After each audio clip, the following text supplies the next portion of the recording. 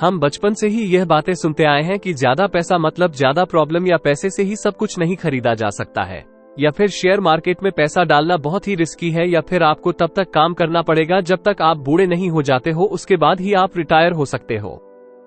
इसलिए बहुत से घरों में पैसों को लेकर कभी बात ही नहीं होती है। तो दोस्तों, आज मैं आपको टोनी रॉबिन्स की बहुत ही amazing book Money Master the Game से कुछ ऐसे इंपॉर्टेंट लेसन्स बताने वाला हूं, जिनको अगर आप फॉलो करोगे तो आप बहुत ही जल्दी फाइनेंशियल फ्रीडम हासिल कर सकते हो। तब आपको रिटायर होने के लिए अपने बुढ़ापे का वेट नहीं करना पड़ेगा, और आपका पैसों को लेकर जो नजरिया है वो बिल्कुल ही चेंज होने वाला है। तो इस ऑडियो बुक को एंड तक जरूर सुने।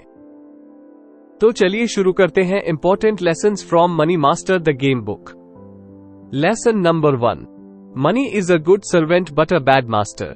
इस कोट का मतलब यह है कि पैसा एक अच्छा नौकर है लेकिन बहुत ही बेकार मालिक है। अगर आप अपने पैसों को कंट्रोल करते हो, मतलब कि आपको अच्छे से पता है कि आपको अपना पैसा कहां पर खर्च करना है या फिर किसे अपने पैसे देने हैं, तो ये पैसा आपको पावर देता है। लेकिन अगर उसका उल्टा हो जाए और पैसा आपको कंट्रोल करने लग जाए, मतलब कि आप ऐसी चीजों पर खर्च करने लग जाओ जिनकी एक्चुअल में आपको जरूरत ही नहीं है, जैसे कि बिना फालतू का खर्चा करना, बड़ा घर लेना, बड़ी बड़ी गाड़ियां लेना, तो यह आपके लिए अच्छा नहीं होगा, क्योंकि फिर पैसा आपको कंट्रोल करेगा। टोनी रॉबिन्स बोलते हैं कि हम लोग पैसों के बारे में ज्यादा बात करने से कतराते हैं। हम अपने डिनर टेबल पर या फिर पब्लिक प्लेसेस में पैसों के बारे में बात करना पसंद नहीं करते हैं, क्योंकि हम लोग उतने कंफर्टेबल नहीं है पैसों को लेकर। और यह सबसे ज्यादा इंपॉर्टेंट है कि आप पैसों को कैसे हैंडल करते हो। या तो आप पैसों को यूज करोगे या फिर पैसा आपको यूज करेगा, या तो आप पैसों को मास्टर करोगे या फिर पैसा आपको मास्टर करेगा। इसलिए टोनी रॉबिन्स बोलते हैं कि हमें मनी के उस गेम को समझना होगा और उसमें मास्टरी हासिल करनी होगी, तभी हम अपने पैसों को सही तरीके से कंट्रोल कर पाएंगे। Lesson 2, know the rules before you get in the game. जैसे कि मैंने पहले ही बताया है कि टोनी रॉबिन्स पैसों को एक गेम की तरह बताते हैं, और वो बोलते हैं कि हमें इस गेम को खेलने से पहले उसके रूल्स के बारे में पता होना चाहिए कि पैसा काम कैसे करता है। टोनी बोलते हैं कि हमें कंज्यूमर नहीं बल्कि ओनर बनना होगा, और ऑथर बोलते हैं कि अगर आप पैसों के बारे में नॉलेज नहीं ले रहे हो, मतलब कि पैसों को कैसे इन्वेस्ट करना है, तो आप बहुत ही बड़ी गलती कर रहे हो, क्योंकि हम पूरी लाइफ या तो पैसा कमाने में या फिर उन्हें खर्च करने में निकाल देते हैं, बट इन्वेस्टिंग की नॉलेज नहीं लेते हैं। और टोनी रॉबिन्स बोलते हैं कि हमें इन्वेस्ट करने से पहले ये ध्यान देना है कि हमें सुनी सुनाई बातों पर ध्यान नहीं देना है। मतलब कि अगर आप देखो कि सारे लोग एक जगह पैसे इन्वेस्ट कर रहे हो, तो ऐसा नहीं है कि हमें भी बिना लॉजिक के उस जगह पर पैसे इन्वेस्ट करने हैं। हमें खुद की रिसर्च करनी है।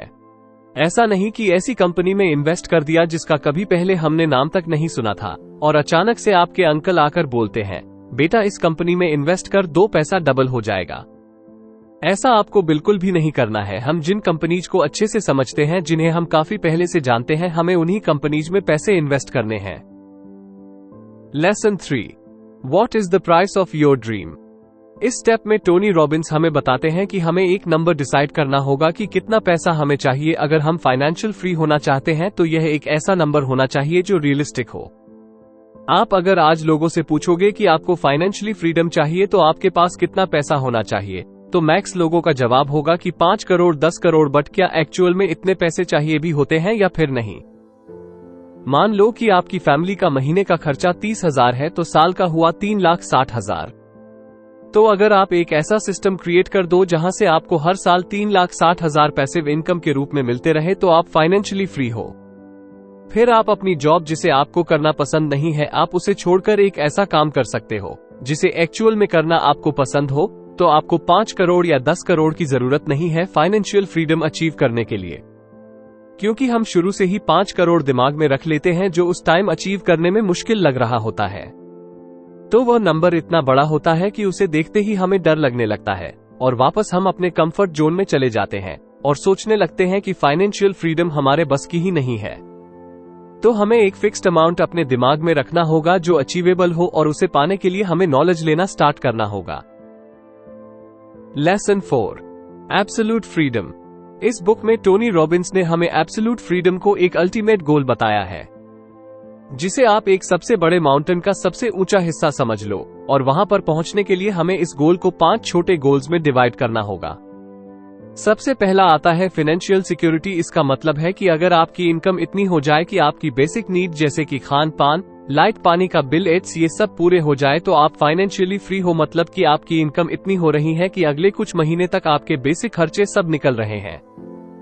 फिर आता है फाइनेंशियल इंडिपेंडेंस। इसका सपना हर कोई देखता है। इसका मतलब ये है कि आपकी पैसिव इनकम इतनी हो जाए कि आपके सारे एक्सपेंसेस आराम से कवर होना स्टार्ट हो गए हैं और अब आपको काम करने की जरूरत नहीं है, क्योंकि पैसा आपके लिए काम कर रहा है। और फिर भी अगर आप काम करना चाहते हो तो ऐसा काम कर सकते हो जिसे आप एंजॉय करते हो। पैसों के लिए आपको काम करने की जरूरत नहीं है और अब आपका कोई बॉस नहीं है। आप खुद अपने बॉस बन गए हो और अब आपके पास ज्यादा फ्री टाइम होगा। फिर लास्ट में आएगा एब्सोल्यूट फाइनेंशियल फ्रीडम। इसमें आपके पास इतना पैसा होगा कि आपके हर महीने के खर्चे तो आराम से निकल ही रहे हैं, साथ ही साथ आप एक लग्जरी लाइफ भी अफोर्ड कर सकते हो। तो अगर आप इस पहाड़ पर आगे बढ़ते जाओगे आप अपने आप को जीतता हुआ पाओगे, बट इसे हासिल करने के लिए आपको नॉलेज लेना स्टार्ट करना होगा, चीजों को लर्न करना होगा और इन्वेस्टमेंट के बारे में जानना होगा, तभी आप इस गेम को जीत पाओगे।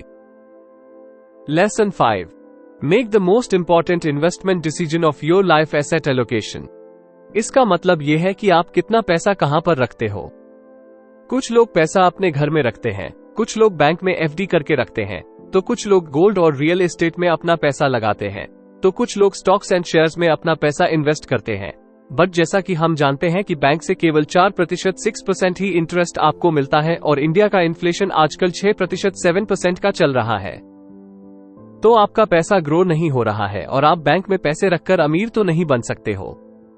हाँ, बट कुछ लोग जिनकी एज ज्यादा हो चुकी है उन्हें अपने पैसों को ग्रो होने से कोई मतलब ही नहीं है। उन्हें तो बस चाहिए उनका पैसा सेफ रहे और जिससे ये होगा कि रिटायरमेंट के बाद उन्हें वो पैसे मिलते रहे, तो उनके लिए बैंक सही है। बट अगर आपकी एज अभी कम है तो आप अपना कुछ पैसा इन्वेस्ट करना स्टार्ट कर सकते हो, क्योंकि अभी आपके ऊपर अपने बच्चों की पढ़ाई का या फिर रिटायरमेंट की कोई भी चिंता नहीं है। तो आपको इन्वेस्टमेंट पर ध्यान देना होगा जहां पर आपका पैसा सही मायनों में कंपाउंड होता रहेगा, इसलिए चीजों की नॉलेज लेना स्टार्ट करो। Lesson 6, just do it, enjoy it and share it. इस लेसन में टोनी रॉबिन्स हमें ये बताते हैं कि पैसा एक ऐसी चीज है जो हमें आजादी देता है। आपने मेहनत करके तो पैसा कमा लिया है, अब टाइम है आपको उस पैसों को एंजॉय करने का। आप आराम से वेकेशन पर जा सकते हो, एंजॉय कर सकते हो और नई नई जगहों का एक्सपीरियंस ले सकते हो और फ्री टाइम में आप अपने फैमिली के साथ टाइम स्पेंड कर सकते हो। और जब आप अच्छा पैसा कमा रहे हो तो आपको उस पैसों को दूसरों के साथ शेयर भी करना है। आपको सोसाइटी में या फिर जिन लोगों को पैसों की नीड है उन्हें पैसों से हेल्प करनी है। सो दोस्तों, आई होप कि इस ऑडियो बुक से आपको कुछ ना कुछ सीखने को जरूर मिला होगा। अगर आपको लग रहा हो कि इस कंटेंट में बहुत वैल्यू है तो आप अपने दोस्तों के साथ जरूर शेयर करें। धन्यवाद।